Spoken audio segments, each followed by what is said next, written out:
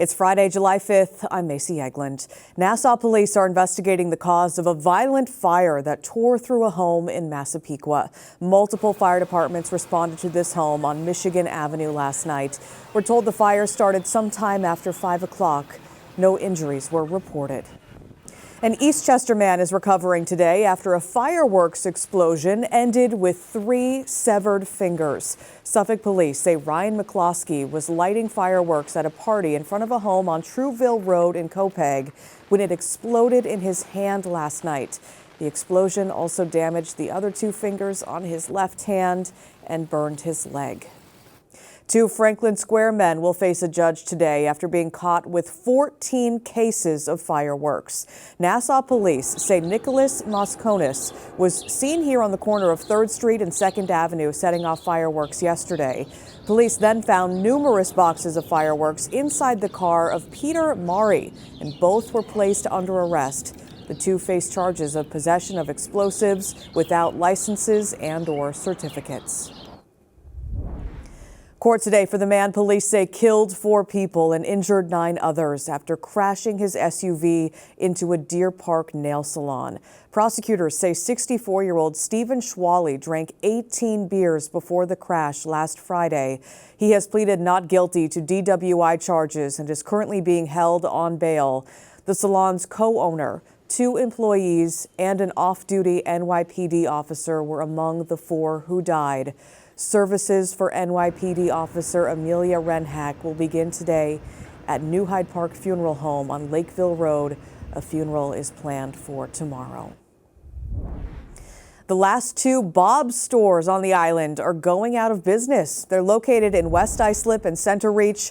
The 70-year-old chain has filed for bankruptcy after being unable to secure financing needed to maintain their operations. Now, the company will accept gift cards and exchanges up until July 14th. Fireworks lit up the night sky to celebrate the nation's 248th birthday.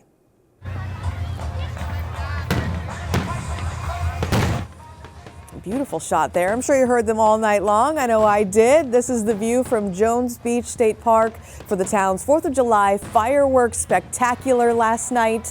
The 25-minute display played to the soundtrack of Barbie, Beyonce, and of course, some Taylor Swift as well.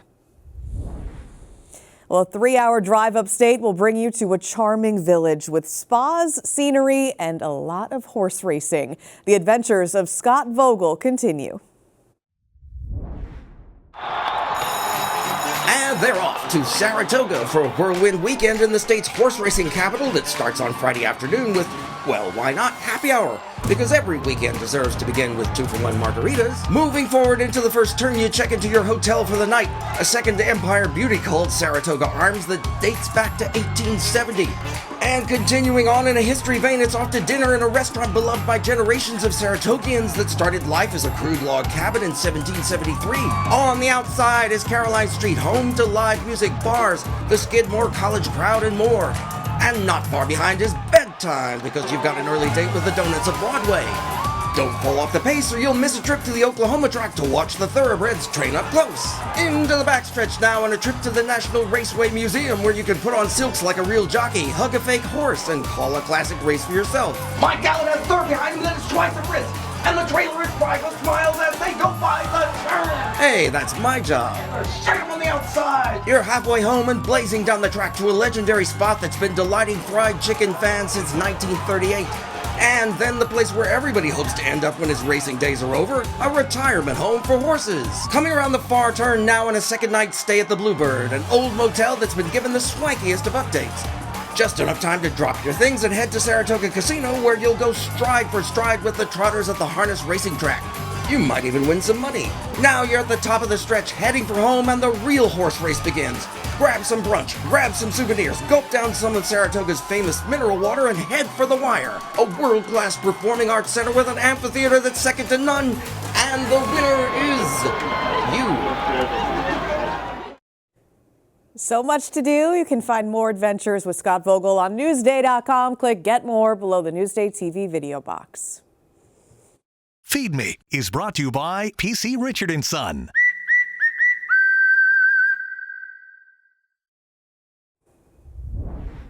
We're sampling some standout Long Island lobster rolls. Elisa DiStefano and Maria Elena Martinez have today's Feed Me TV.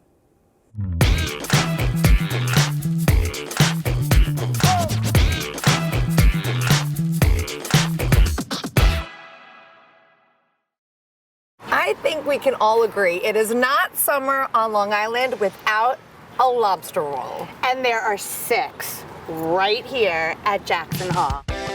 There's lots of lobster love at the East Islip Eatery, home of the viral lobster bomb. We'll get to that. But first, Newsday food critic Maria Elena Martinez ordered all of the lobster rolls on the menu, from classic to creative. All right, so the first is the New England, which is your classic mayo, right? That's a good lobster roll. This is Connecticut. So Connecticut is butter only. This is a spicy lobster roll. To your left, surf and turf. That is basically Connecticut with filet mignon tips on it. Newest on the menu, Maryland roll, it's crab and lobster with Old Bay, obviously. Yeah. And then last, which I'm really excited to try, Ooh, what is that? this is called the Long Island. how appropriate. And it has a honey Cajun butter and jalapenos. And Because Long Islanders like it hot. Go ahead, Marie, show us how it's I'm done. gonna be so dainty. That's impressive. The tang and the heat, so good. New favorite. Chef, we have a lobster bib. We have a bib. I need a bib. I need a bib before attempting this in white. Spicy lobster roll and a bib. 5. This is heavy. It's really heavy. Oh my goodness. That's amazing. That was amazing. Just when we thought it couldn't get any better, Chef, The bomb. that looks like the bomb. This is lobster bomb.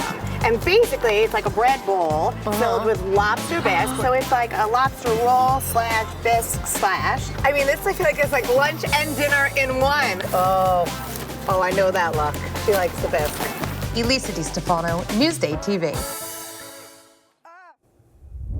They all look fantastic. For more on where to find the best lobster rolls on the island, go to Newsday.com, click Get More below the Newsday TV video box.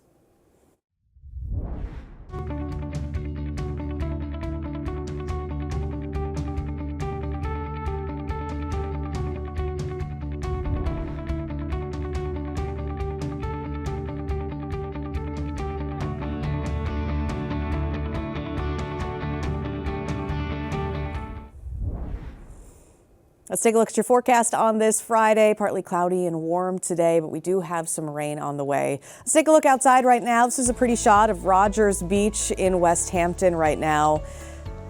We'll take a look at your day planner. Lots of clouds out there today. Expect that. Highs near 80. Depends where you are across the island. Of course, we know that it changes depending on where you live. High 70s for others. Taking a look at your futurecast, you can see we could have some scattered showers tonight and definitely some rain for your Saturday, strong after 5 p.m. Looking at your 7-day forecast, Sunday we warm up even more than we did for Saturday.